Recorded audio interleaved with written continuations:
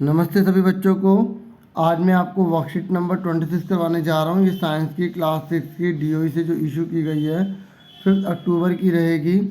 और आज हम पौधों के बारे में जानेंगे। गेटिंग टू नो प्लांट्स, इसका मतलब पौधों को जानिए। ठीक है, देखिए हम जानेंगे कि पौधे कैसे कैसे होते हैं, कौन कौन से होते हैं। We see plants around us, हम अपने आसपास बहुत सारे पौधे देखते हैं। हाँ, we see plants around us मतलब हम अपने चारों ओर पौधे देखते हैं। लेट अस सी, आओ देखें the different part of plants, पौधे के अलग अलग भागों को देखते हैं। एंड ट्राई टू लेवल दैम, और उनको लेवल करने की कोशिश करते हैं कि उनकी क्या क्या नेम है।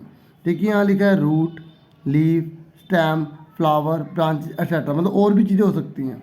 अब आपको इसको देखकर इसके जो है नेम बताने हैं कि इसके नेम क्या क्या है। आंसर के साथ दिखाता हूँ। देखिए पहला क्वेश्चन तो आपको यही है जो भी मैंने आपको दिखाया, फिर आपको इसकी पिक्चर बनानी है और इसके सारे के सारे यहाँ पर नेम आपको लिखने हैं। ठीक है, तो आप आराम से देखिए ध्यान से। ये आपको क्या दिखाई दे रहा है? ये आपको फ्लावर दिखाई दे रहा है, फ्लावर लिखेंगे।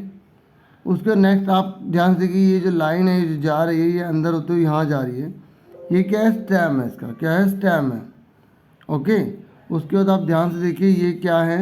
ये आपको इस तरीके से लटके हुए पूरे दिखाई दे रहे होंगे। ठीक है, ये क्या है डियर स्टूडेंट? ये है फ्रूट। ओके, तो आप यहाँ फ्रूट लिखेंगे। और उसके बाद यहाँ पर आपको यहाँ एरो बनाया हुआ है, ये क्या है? लीफ। ओके, और ये ध्यान से देखिए ये यहाँ पर ब्रांचेस हैं।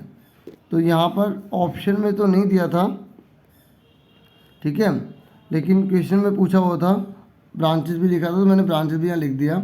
हमें हर चीज़ डिटेल में पता होनी चाहिए। और ये सब क्या है? रूट्स। ठीक है, तो आप इसको जो है रूट्स कर लेंगे। ठीक है, अगर आप जो है लाइन जो है एक से ज़्यादा पे दिखाते हैं, तो अगर आप खाली इसको दिखा रहे हैं तो जैसे मैंने रूट लिखा है तो आप केवल रूट लिखेंगे। ओके, तो ये हमारा पहला क्वेश्चन हो गया। अब आगे देखते हैं आगे क्या है।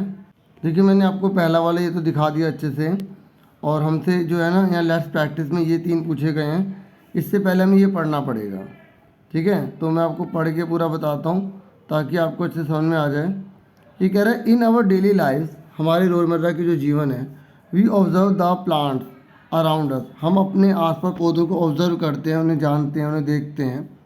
सम of them are even present in our homes, कुछ तो हमारे घरों में ही उपलब्ध होते हैं। In the form of house plants, जिन्हें हम ठीक है घर के पौधे कहते हैं। ठीक है, क्या कहते हैं? हाउस प्लांट्स कहते हैं। प्लांटेड बाय अस, जो हमारे द्वारा लगाए जाते हैं। अब आपको केयरफुली ऑब्जर्व करना है उनके स्टेम्स को। किसको ऑब्जर्व करना है? उनके स्टेम्स को और उनकी ब्रांचेस को आपको ऑब्जर्व करना है कि इन सब में क्या अंतर दिखाई देता है। तो आप देखेंगे जो प्लांट्स है वो 3 कैटेगरी में डिवाइड होते हैं, एक हर्ब्स, दूसरा श्रब्स, तीसरा ट्रीज। ठीक है, अब ध्यान सुनिए हर्ब्स कहते किसे हैं? On carefully observing we get to know that the plant which are shorter in size, जो भी पौधे बहुत छोटे साइज में होते हैं, ठीक है, बहुत ही छोटे साइज में होते हैं, उनको हम क्या बोलते हैं? हर्ब्स कहते हैं। ठीक है, आगे सुनो, इनकी जो ब्रांचेस होती है ना बहुत सॉफ्ट होती है, मतलब हरे हरे रंग की होती है। ठीक है, ग्रीन स्टेम होती है, लिखा है ना। अगर उनकी ब्रांचेस हरे कलर की हैं, सॉफ्ट हैं, ठीक है, जैसे कोरिएंडर है, टोमेटो है, इनको हम क्या बोलेंगे? हर्ब्स बोलेंगे। ठीक है, उसके साथ श्रब्स किसे कहते हैं? ये कह रहे हैं stems of some plant are hard, ये कह रहे कुछ ऐसे पौधे होते हैं जिनकी जो स्टेम होती है ना वो कुछ कुछ हार्ड होती है, लेकिन मोटी नहीं होती, थिक नहीं होती। And they branch out from the base of the stem, और पता है ये जो बेस है ना स्टेम का, वहीं से जो है निकलते रहते हैं। तो जैसे आप बेसिल मतलब तुलसी का जो पौधा है, लेमन, ठीक है, नींबू का जो पौधा है ना वो शख्स में गिना जाता है। ऐसे आप ट्री पर आ जाइए, ट्रीज़ किन्हें कहते हैं? आप ट्रीज़ तो आराम से आप पता लगा सकते हैं कि ट्रीज़ क्या होते हैं। ठीक है, इनकी जो स्टेम होते हैं ना बहुत ही थिक होते हैं, मोटी होती है, हार्ड होती है। ठीक है, they branch out from the upper side of the stem, और इनकी जो ब्रांच है ना ऊपर से निकलना शुरू होती है फिर। ठीक है, जैसे इसमें मैंगो है, नीम का ट्री है, ठीक है, वो किसका एग्जाम्पल है? ट्रीज़ का है।